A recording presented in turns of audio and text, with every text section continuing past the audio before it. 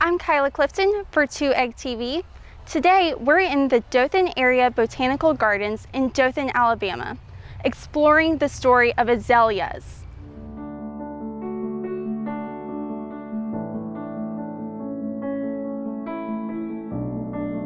Azaleas and dogwoods announce springtime in the South like nothing else.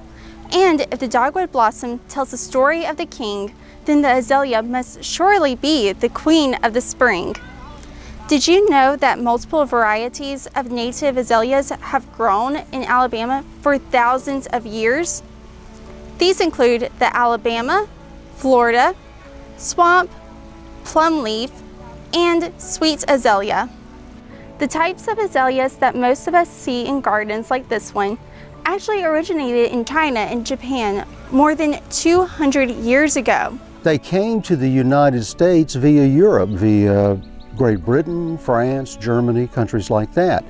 They were brought into the United States in around 1830, in the decade following 1830.